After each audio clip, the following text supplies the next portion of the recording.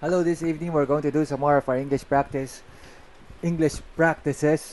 And actually today I think I need to practice my English as well because I was just listening to my other recordings and I was thinking that maybe my other languages are much better now in terms of speaking ability, even though I could read more, I could write more English.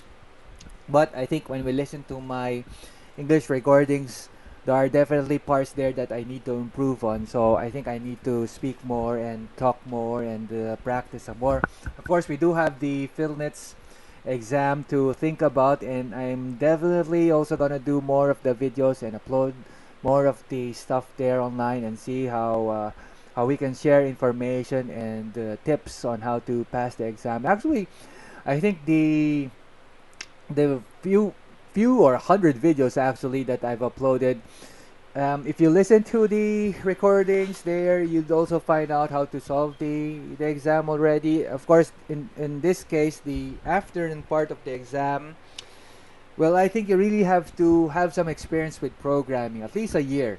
Took me about a year to learn the value of programming in the sense that because I just said value, it's pretty much if you're writing code, you're writing programming, you need to know where things are going, where things are, and for example, if you have a variable, what is inside this variable, which is a container, right?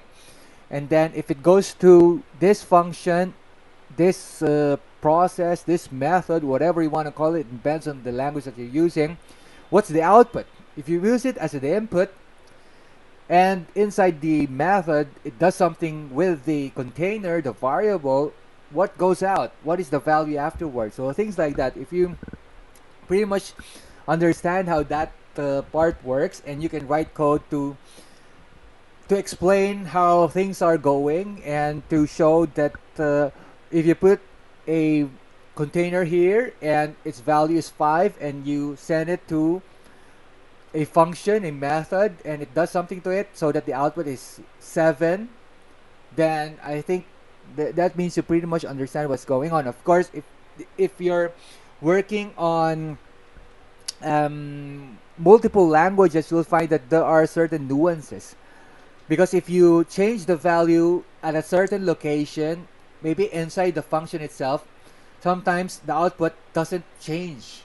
So you gotta know what language you're using and what are these nuances, especially if you're referring to Java or C, C++, because you'll find out also, other than what I just said a while ago, if the machine is doing this in a certain way, or you're using another type of editor like Visual Studio, then the output could also vary. So in that sense, the way I solved the field exam before was to do the Java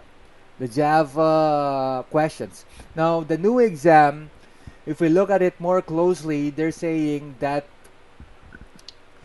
there's no more choosing between Java, C++, COBOL, or whatever language. You just have to answer all the questions and see how the values change and what the values are supposed to be.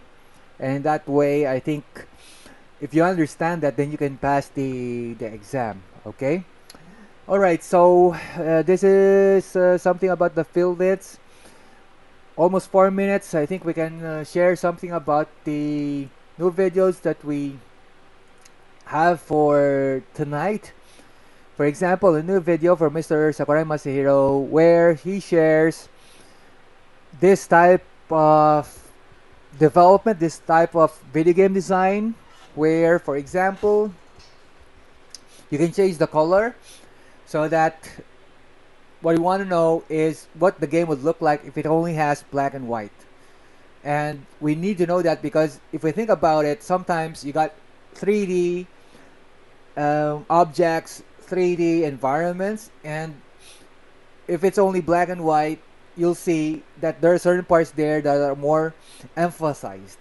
So if we can change the color in that way, we'll know which parts to improve on and which parts are things that should be kept as is. And I think using that technique has helped the team of Mr. Sakurai Masahiro definitely, because eventually we find that they've added a function to to do just that, and also not only for changing the colors to black and white, but also changing the images, like for example in the Meteos game, where you can change the images so that you can see how the game actually functions, how the game works. Because if you're developing a game, you'll also find that there are times when you don't have the graphics yet, right? But you do know that you got the code there and you want to see the playability part.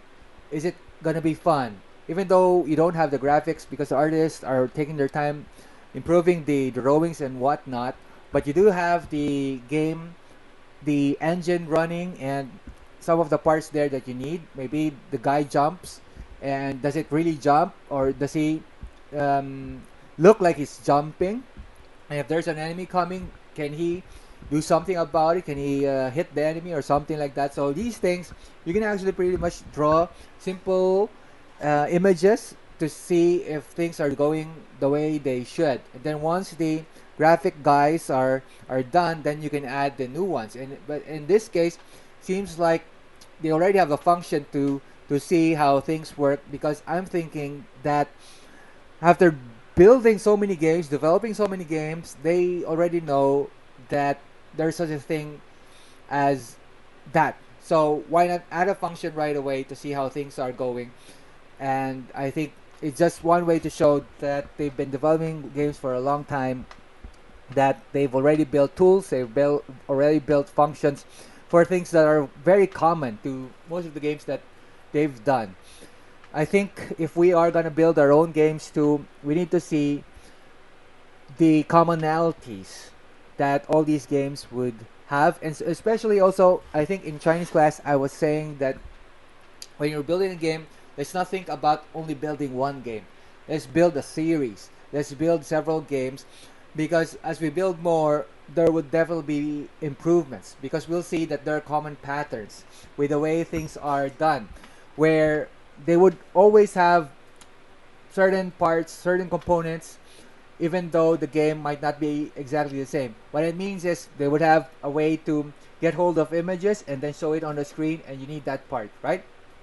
Maybe also something about the sound. You need something to show that there's sound effects. There are things like that happening, and all these games that you may eventually want to build would have those, and so you focus on those little incremental parts, we can say, and eventually you come up with a really fantastic game. I think a lot of companies also kind of know that, and so, like for example, if you look at history, Bandai Namco at the time was helping Sony because Sony was just entering the video game industry. They didn't have any libraries to speak of yet, and so they had to have the help of Bandai Namco, or Namco at the time, who had been developing games for a long time too, and by creating all these libraries, for example, how you work with the 3D objects, how you do the math there, then all the other guys who are also entering the platform, the Sony PlayStation platform, could be able to do what they want to do with their game without much added stuff. Like, what? How do you put a 3D object on the screen? How do you rotate it? How do you make it larger, scale up, or how do you translate it from this place to that place? Things like that. If you already got the libraries to do that, then it's much faster for everyone, because that's something that is common to all the games that will be launched on the platform, the Sony PlayStation platform, right? So in that way, things are much faster, and people can focus more on the game design. But the thing is, a lot of people seem to also have the idea that I want to build a game, I want to design a game, and that's all they think about. But they don't really know the other aspects that may not be fun at all. Like for example, like what I said a while ago, how you do the math, how do you do the scaling, how do you do the translating. You got to know all these things too. At least have some idea how things work, and from there be able to to build your game, design a game, because sometimes people design something and it's way difficult for the engine that they already got, or it's gonna take them such a long time to implement those ideas. And so you gotta know how the platform also does things, and how it can help you in certain ideas that you may have.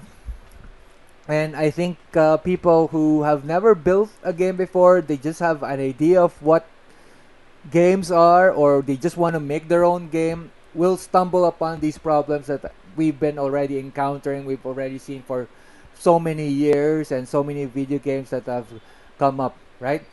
So I think that's some of the things that we can learn from the video of Mr. Sakurai Masahiro. I think I am 10 minutes up already. Thanks for joining me, and we'll see each other soon.